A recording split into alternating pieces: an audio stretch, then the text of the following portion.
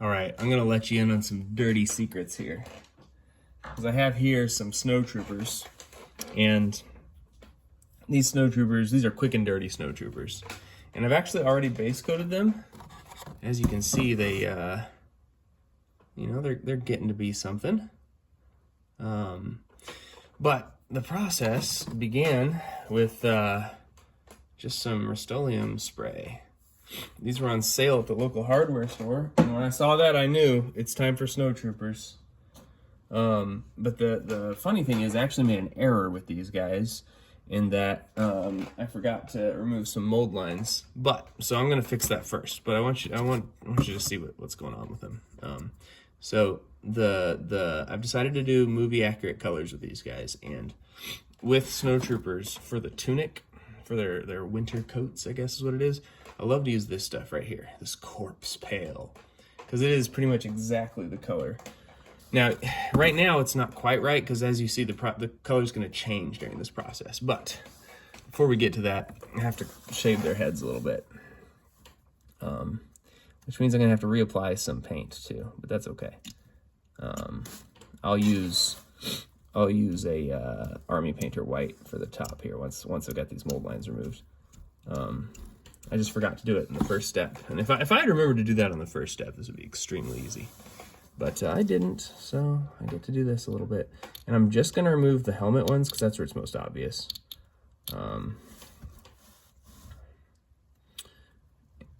And actually, this might end up being an airbrush situation, to be honest, but we'll see. It's the annoying thing about mold lines is you don't know which ones you're going to be able to see until you have that coat of paint down, and then you see, and then you know. That's irritating. Now, they don't all have mold lines on the tops of their heads, just some of the models. So I just got to clean up a few of them. And, these guys are going to get a hard plastic release in a year or two, and that's probably going to solve all these mold line problems, but I'm going to be honest with you, I actually really like the soft plastic miniatures for Legion. They're much easier to assemble. And some people think you can't pose them as well, but that's just false. You just have to use one of these little guys, and you can make them do whatever you want. I had to do that for one of these because one of these actually shipped damaged. The torso was damaged, and I got these guys for a good price. Because they came from the Blizzard Force set, which was selling for a good price on Amazon. The good thing about buying things cheap from Amazon, it means that you can, save some money. But the bad thing is there's basically no customer service support. There is probably no way for me to get a replacement. But thankfully, I was able to just cut the piece that was an error and repair it. I do try and support local game stores when I can. I don't have any ideological reason to do so. I just like having relationships with them. So, if I could have gotten these guys from my local store, I would have, but stores in my area aren't really carrying Legion right now, so I don't feel bad about what I did. In fact, I feel pretty good about it because Amazon was selling maybe it wasn't Amazon, I don't know. Whichever online distributor I got it from was selling the Blizzard Force set for pretty affordably. Anyway, I wanted to get these guys before the hard plastic ones came out. Because I imagine there's going to come a day when you won't be able to buy the soft plastic ones anymore. And I know if you're into the plastic quality, you're probably happy about that. If you like using your model glue, probably happy about that, which I do. I mean, I'll enjoy the hard plastic when the time comes, but I do think that there's some charms to these. Okay, I've almost fixed them all, and then we can get to the good stuff here. Snowtroopers are such an enigma, though. They're actually the source of a surprising number of stupid controversies. I say stupid controversies. If you want to know what I think about some of these issues, you should watch my first Mandalorian version of this, because some of these questions of canon and identity and all that are not that meaningful. And this definitely falls into that category of less meaningful Star Wars problems. But, okay, so Empire Strikes Back comes out, and while they're on Hoth, the foot soldiers of the Empire are wearing these funky hooded helmets, and they have different armor, and it has less coverage. Okay, so who are these guys? Well, they often get called Snowtroopers. You know, most Star Wars things get their first name on toys. I haven't looked into whether or not that's where the first mention of Snowtroopers came from, but I wouldn't be surprised because of the type of name it is. There's troopers in the snow. They're probably Snowtroopers. But we have gotten so many different explanations for what these guys are. Because it gets down to one of the biggest and simultaneously the least important questions for the theories of the organization of the Empire that's out there. And that is the Imperial Army. You know, there is I'll grab a little representative piece here, because the Imperial Army is a term that gets batted around a lot, and it's because occasionally in the Star Wars movies you run into a guy who's dressed like this. The little helmets, and then the E11 blaster of the Stormtrooper, but not the Stormtrooper armor. Okay. You see one in the Return of the Jedi piloting a AT-ST. You see them in the background of that movie quite a bit as well. But for a long time, that's the only place you saw them, and it was a little bit mysterious. You know, what are these guys?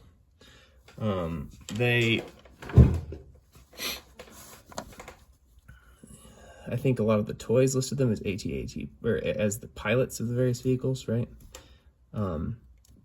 But eventually, the Legends continuity, as it was once called, or as it is now called, what used to be called the Expanded Universe, came up with this idea that because originally the explanation for the Stormtroopers was that they were the elite of the Empire. They were the Stormtroopers themselves were the really fearsome troops of the Empire, the well-trained guys, and that most Imperial military operations were actually conducted by the non-elite forces, which is part of the definition of elite. They have to be smaller and special, right? And so most of what happened in the Star Wars galaxy was the Imperial Army, and the Stormtroopers were the real dangerous ones who occupied the special places and things. Now, the problem with that is that, first of all, you never see the Imperial Army really in the movies, except for some things that we retcon to be them. And every artist that's wanted to make something in Star Wars, every video game, every book, every TV show, has wanted to make the antagonists the Stormtroopers. With good reason, they're iconic. And over time, there was this decay where the Stormtrooper ceased to be this elite soldier, right?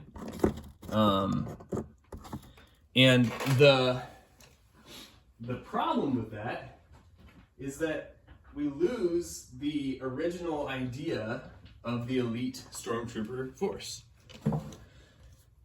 Stormtrooper becomes a comic villain, a stooge. In Star Wars Rebels, Stormtroopers are not elite at all. I mean, quite the opposite. They are bumbling and terrible at everything they do, you know? And you begin to wonder, and by the way, I'm just going to grab the cheapest of cheap white paints, because all I'm doing is fixing the top of their helmets. I'm not doing anything fancy here. So, forgive my small amount of what you might call material heresy, and that I'm not going to be using a nice white paint. Because I actually don't think that... all I'm doing is covering up where I've painted the mold lines. So it's a touch-up job. We don't need the good stuff. And by the way, another coat of white is going to go on these guys later, which is why I don't really care about this. We're going to highlight the whites after the step that I do next, and you'll see why in a minute. It's going to be pretty disruptive. It is going to require some repairs. So what I'm going to do is anybody who's finished or didn't need adjustments in the first place is going to go on this plate. That's the plan. Anyway, so the Stormtroopers, it's very hard to justify them as the elite forces when, you know, they're so bumbling in media. Now, as has been pointed out many, many times, this is the result of a bad read of the events of A New Hope, the original Star Wars movie, you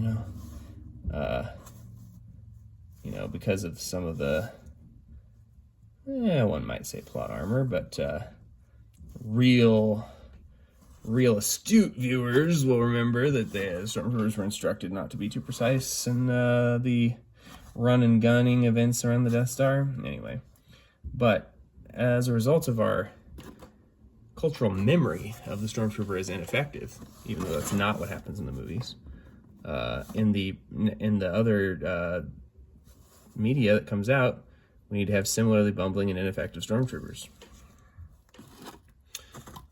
And the misperception becomes reality over time as that creeps in.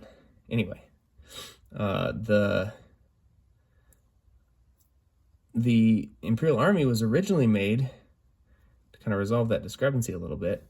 Say, oh no, the Stormtroopers are still better than the average trooper. They have better equipment and training and all that, but you just don't see the other guys that often. Now, that was the old canon explanation, and it was kind of fun.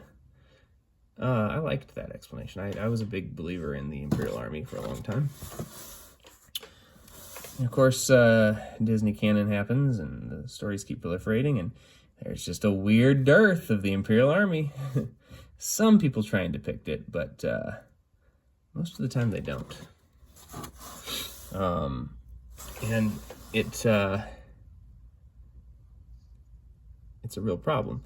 But interestingly, there is a distinct set of armor that the Stormtroopers wear, and it's different than the distinct armor that the Imperial Army wears. Now, here's another example of the Imperial Army attire. Okay, Veers is always depicted as wearing Imperial Army equipment too, which has a similar breastplate to the Stormtrooper. Although, if you'll notice, it's differently molded in the front.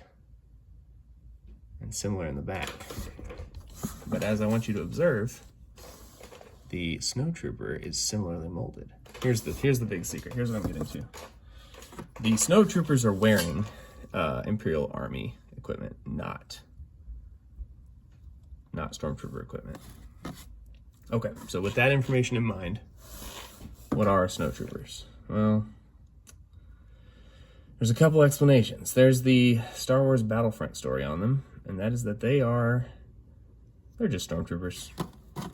Or if you really want, if the OGs know, some of them are even clone troopers, which is not true anymore, but it was for a while, and it was a fun story. The 501st has winter equipment that they can put on sometimes. Okay, so according to that story, Snowtroopers are just Stormtroopers who are dressed for the cold. Okay. Then we have the implied story from the prop department that the Snowtroopers are Imperial Army troopers who are operating alongside Stormtroopers.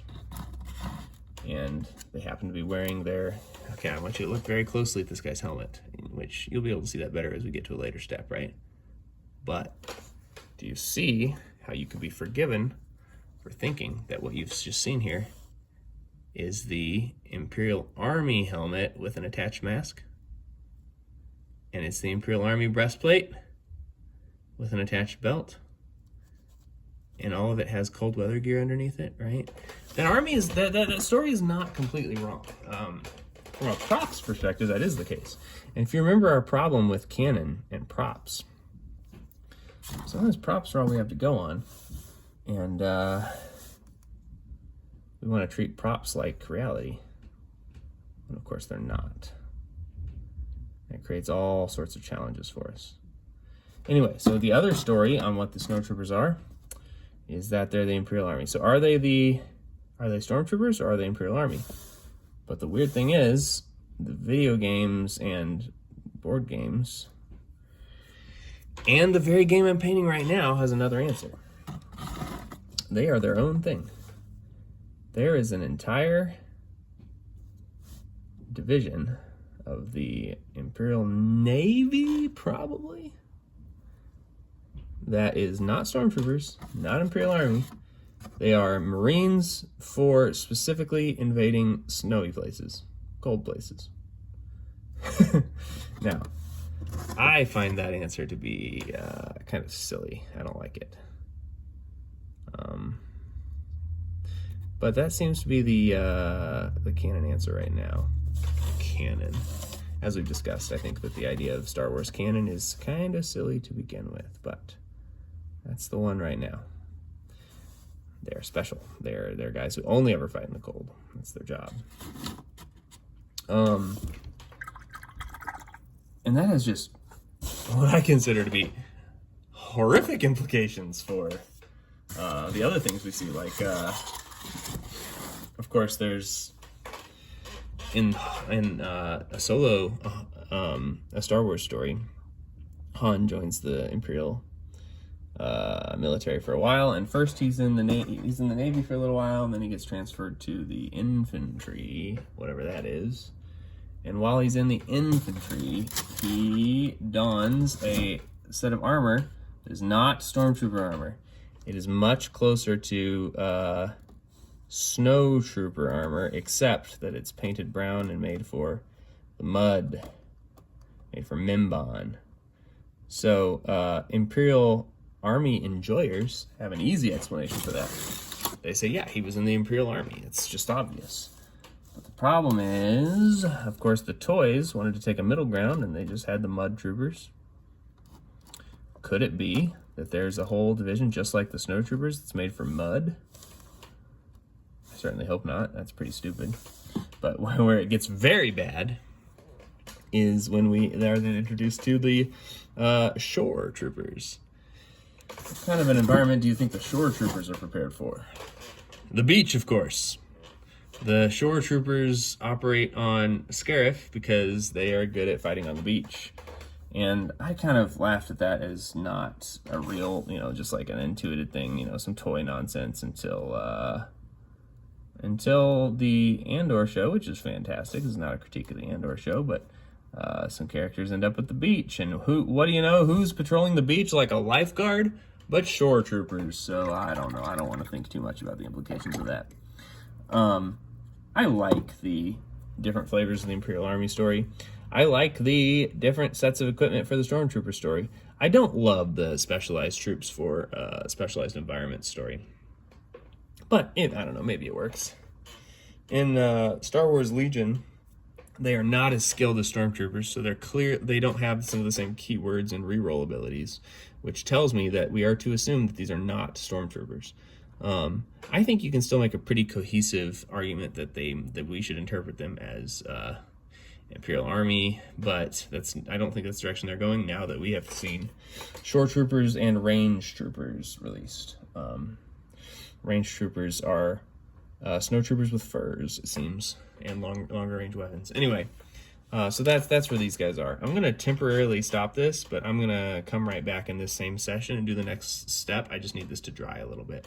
Of course, before I do that, though, I'm going to commit a sin, and I'm going to actually spray a very thin layer onto these guys of Super Clear. Okay, I'm doing that before they finish drying because it doesn't really matter for what I'm doing. This is not my varnish step. That's going to come later, although this is a varnish. I'm doing this to prepare them for an oil wash. Now, I use oil washes without doing this all the time, but I have found that for the specific effect I'm going to go for, that you're going to see in a second, this oil wash is going to help. This is going to help the oil wash quite a bit, as I'll show you. So let's turn this on so that we don't inhale too many of these sticky, varnishy fumes.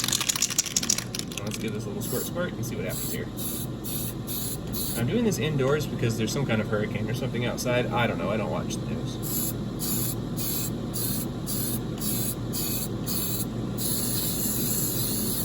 Alright, let's not breathe that. I haven't inhaled for a little while. I'm going to stop this and come back. Alright, so I don't know if you could tell. There was a little time jump there as I let these guys dry.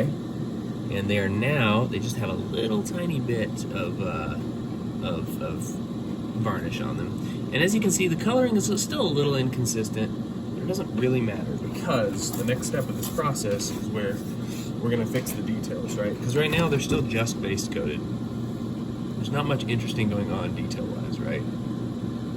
As you can see here. But we are going to rectify that with the help of some tools. So I'm going to grab the first few tools here. This is the real cheat. This is why half the time you shouldn't even call me a painter. Because what I'm really just doing is playing with some densities and things in really fun ways. So we're going to begin, as last time, with some oil paint. We're going to put it in my really precise tool here, this converted cookout cup. Squeeze a little bit in there. Okay. Make sure we have enough to work with, and we'll add more later as we see fit. I'll bring out the paint thinner.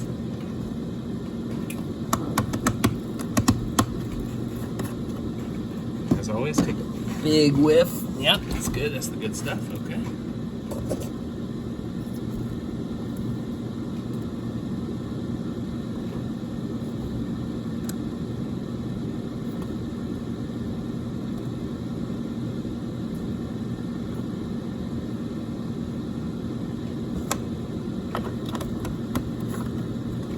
Get my special brush just for oils.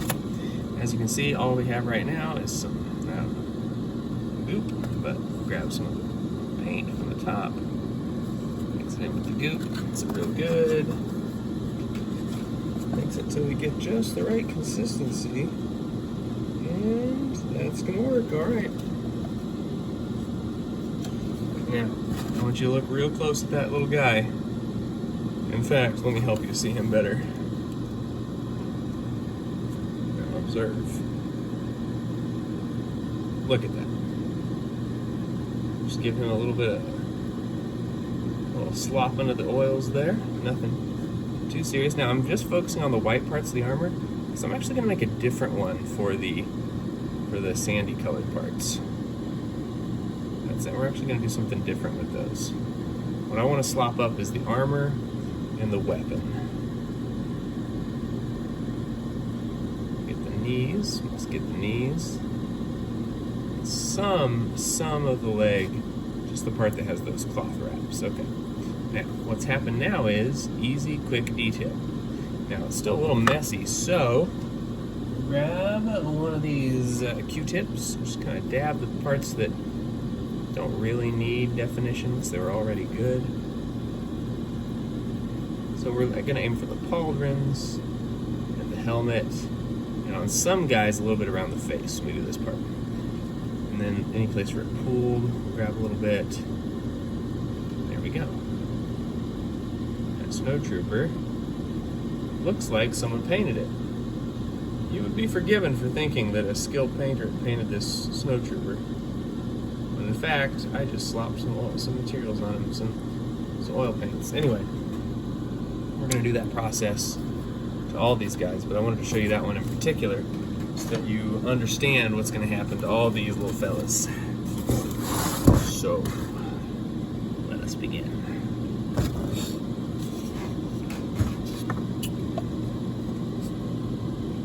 He's going to get some. Good.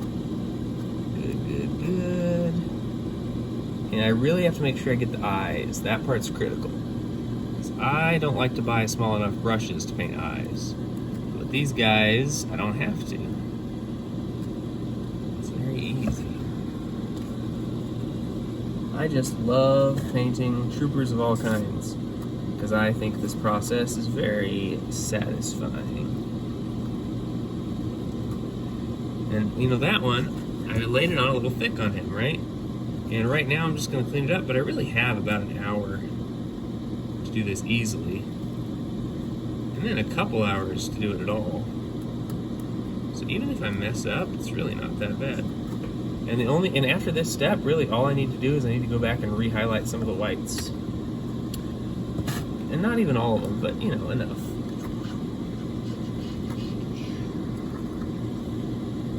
Normally when I do this, I wear a glove. But the reason I decided not to wear a glove today is because I forgot. And the show must go on.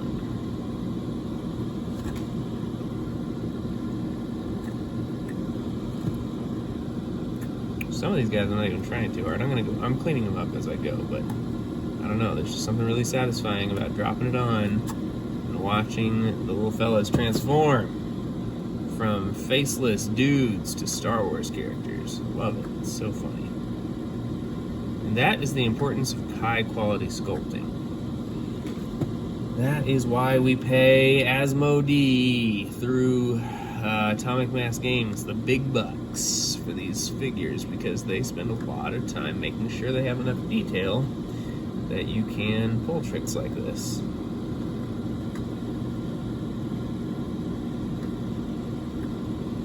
Again, I know it looks like I'm just giving them way too much, but that's because they're going to get cleaned. They're going to get cleaned and it's going to be okay. See, for this guy, actually I do need to do an intervention here because I spilled some of the oil onto his robes. And those really ought to have a different color if I'm going to do it right. And I do like to do it right. Even if I do sometimes take the easy route, I still want them to look right. Gosh, that's satisfying.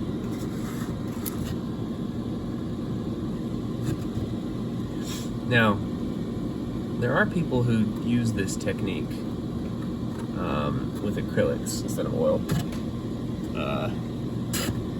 Instead of oil washes. And I know because I used to be one. I used to use acrylics for this. But the difference is that the reason I prefer this method now is because with acrylics, you have to go back in and do so much more cleanup. With these, I'm literally going to do the cleanup right here with a Q-tip.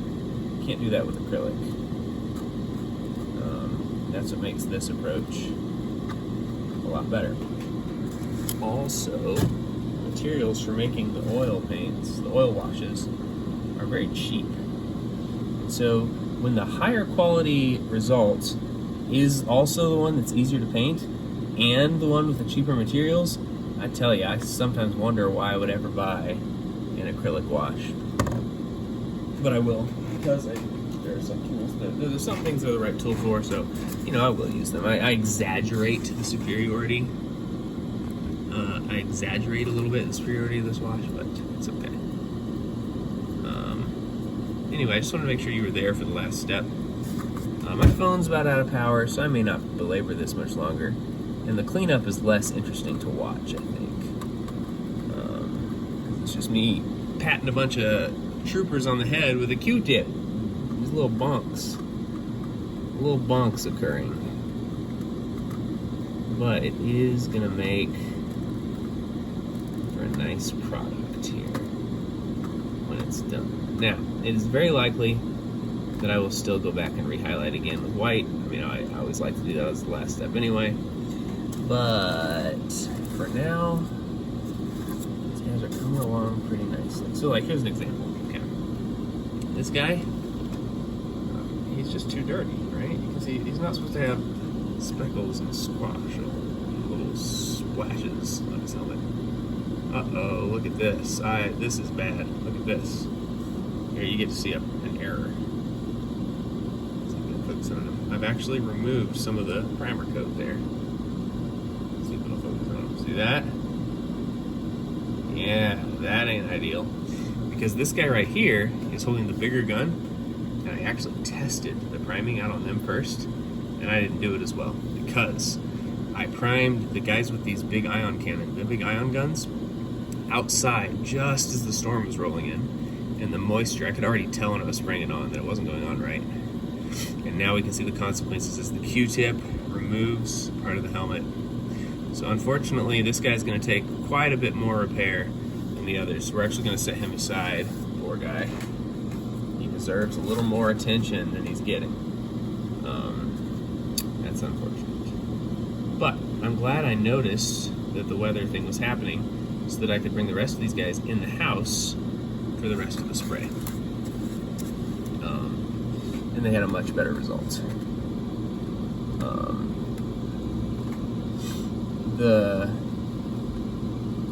That's my biggest annoyance right now is the weather problem with my biggest painting related annoyance. Because it rains a lot where I live, and it's made coordinating some of these projects take some time. And I tried spraying in this nice box where I control the atmosphere a little bit, you know, with this filter. But it doesn't control it enough that it's safe to spray in here. I was able to figure that out pretty early into my first attempt. So now I do something even weirder, and I spray them in my bathroom with the door sealed. Anyway, I'm gonna have to clean these guys a little bit further. What I'm gonna do is I'm gonna go grab a brush and a cup of water, and I'm actually just gonna lightly stroke their heads with a wet brush and remove just a little bit more of the oil before I call it a go. Before I call it good and let them dry, and then we go back and clean them up.